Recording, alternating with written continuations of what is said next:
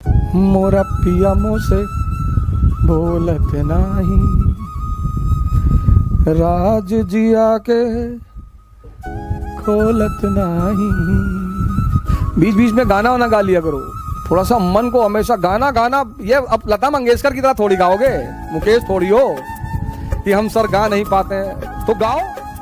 मेरे पिया गए रंगून, वहां से किया है टेलीफोन, तुम्हारी याद सताती है। मस्त रहो यार, उसमें कौन सा भाई ऊपर हंस रहे हैं, इसका मतलब आप जिंदा हैं। अगर लोग आपको पीठ पीछे गाली दे रहे हैं, इसका मतलब आपने चमकना शुरू कर दिया है। अगर लोग आपकी आलोचना कर रहे हैं तो आप कहीं बहुत आगे बढ़ रहे हैं सर। ये सब दिशा सूचक यंत्र हैं, गाली, आलोचना। पर हमारे मिडिल क्लास के पेरेंट्स हमको बहुत डराते हैं, बहुत पेरेंट्स को, बेटा बेइज्जती मत कराना। मैं तुगलक वंश के हो, बेइज्जती मत कराना, कि मौर्य वंश के हो।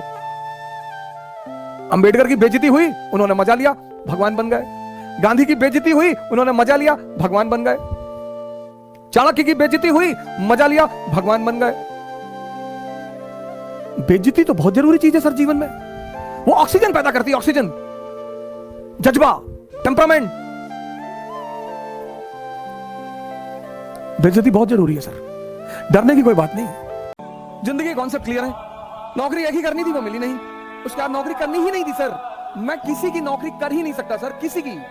मैं जिसके भी साथ काम करता हूं उसको एक बात स्पष्ट तौर पर बोल देता हूं, हुक्म मत चलाना। वो तो हमने अपनी अम्मा का नहीं सुना, वो हमेशा हमसे कहती रही, निकाल देंगे घर से, निकाल दो। अगर राजा मंदापुर थोड़ी हो कि 10,000 बीघा खेत है तुम्हारे पास, निकाल दो कि कितना खेत होगा, 15 बीघा होगा, 20 बीघा होगा, 30 बीघा होगा, बहुत होगा 50 बीघा होगा। राजा कुंडा थोड़ी हो कि 1 लाख बीघा खेत है, निकाल दो। 15 बीघा खेत के लिए गुलामी, धमकी मत दो। और जब मेरा अंतिम अटेंड निकल गया और जब उन्होंने मुझसे कहा कि भिखमंगे हो गए हो तुम, अब जिंदगी भर मेरे टुकड़ों पर जिंदा रहोगे, उनकी इस लाइन ने भी जिंदगी को बदला सर। मैंने कहा ताने मत दो, कहीं दे रही हूँ, हिम्मत है तो जी के दिखाओ। हाँ, मैंने कहा दिखाएंगे। बोले जा रहे हो क्या घर से? मैंने कहा जी। हाँ, बोले तो ये कपड़ा भी उतार दो, ये पैंट, ये शर्ट और वो अंडरवियर बनियाइन, वो भी मेरे ही पैसे की है, बहुत दाव है तो उतार के जाओ। सर माँ बाप की मोहब्बत महान तो होती है सर, कभी कभी उनकी नफरत बड़ी फायदेमंद होती है। राजनीति जो है वो अर्थव्यवस्था की गार्जियन है, जिसके कब्जे में राजनीति उसके कब्जे में अर्थव्यवस्था। ये जो नेता लोग आपका पैर छूते हैं ना, आकर कोई आईएएस अधिकारी दिखाओ जो पैर छूता हो, क्योंकि उसका एग्जिस्टेंस आपके ऊपर है ही नहीं। किसी आईएएस ऑफिसर को दिखाओ, आईपीएस अफसर को दिखाओ कि उसका चपरासी है 55 साल का और 22 साल का आईपीएस, और जाके पैर छूले, छुएगा नहीं वो। ये नेता आपका पैर छूता है, अब इलेक्शन आ रहा, पैर छुए, खड़ा खट पैर छुएंगे सब।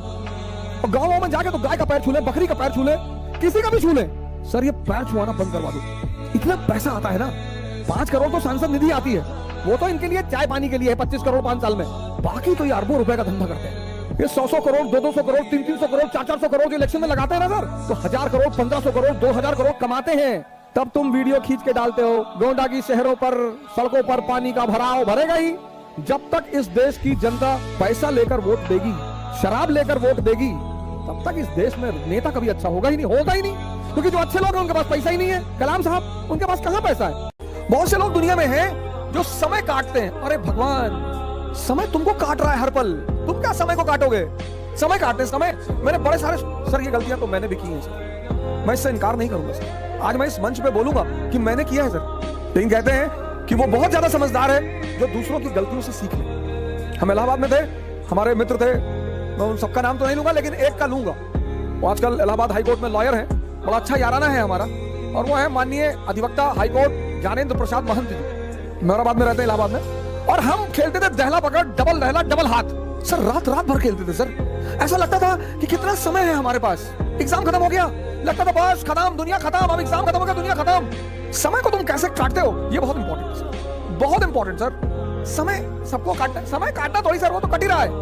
लड़ाइयां तो होंगी सर, लड़ाइयां तो चलेंगी, युद्ध तो चलेंगे, झगड़े नहीं करने चाहिए, झगड़े नहीं करने चाहिए। छोट जो झगड़े हैं, आपसे आपने रिक्शा वाले से पूछा, भैया आगे चौराहे तक छोड़ दो, उसने कहा नहीं छोड़े, आपने उसको 2 झापड़ मार दी, ये अपराध है सर, ये बहुत बड़ा अपराध। घर में लड़ाई कर ली, माँ बाप से लड़ाई कर लिया, भाई बहनों से लड़ाई कर ली, आपके भाई ने कहा कि हमारा आधा हिस्सा मकान में, आधा तेरा पूरा है, तेरा पूरा हिस्सा पूरा, पापा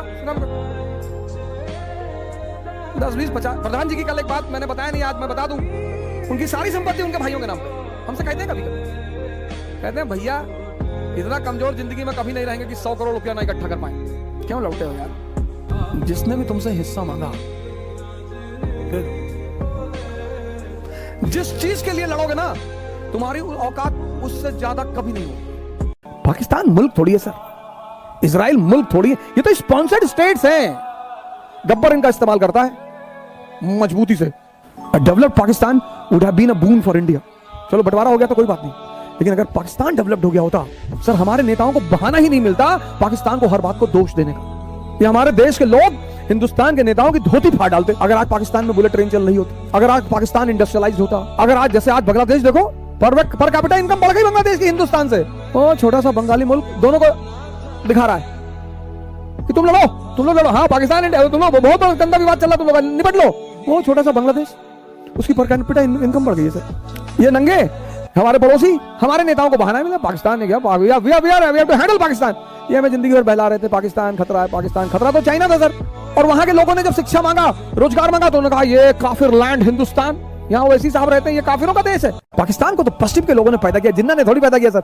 जिन्ना तो बदनाम हुआ बेचारा, मोहम्मद अली जिन्ना बदनाम हुआ बेचारा। तो जब पता चला कि मेरे साथ धोखा हो गया, जिस व्यक्ति ने पाकिस्तान टर्म को क्वाइन किया था, रहमत अली, वो लंदन की सड़कों पे भीख मांग के मरा सर। पता कर लीजिएगा सर, क्रॉस चेक कर लीजिएगा, अपनी तरफ से नहीं कह रहा हूं सर। जिस व्यक्ति ने पाकिस्तान टर्म को क्वाइन किया था, रहमत अली, ऑक्सफोर्ड ग्रेजुएट, लंदन की सड़कों पे भीख मांग के भीख। मोहम्मद अली जिन्ना को जब पता चला कि मोहम्मद अली जिन्ना जब पाकिस्तान बना, तो जिन्ना साहब को यह था कि हम पाकिस्तान को एक एडवांस नेशन बनाएंगे। बड़ा अच्छा विजन था, पढ़े लिखे आदमी थे वो। तो चलो ठीक है, उन्होंने बनाया अपनी कंट्री अलग, पाकिस्तान बनाई, तो चलो ठीक है। उन्होंने आज पाकिस्तान को अलग बनाने के बाद उन्होंने बड़ी अच्छी अपील भी की, बड़ी मजेदार, बड़ी हंसने वाली। उन्होंने कहा कि आप हिंदू हैं या मुसलमान, आप जिस देश में हैं अब उस देश के बनकर रहिए। अरे चाचा, आप कैसे हो सकता है जब तुमने कहा कि पाकिस्तान मुसलमानों के लिए बन रहा है। लेकिन चलो ठीक है, तुमने बना लिया ना,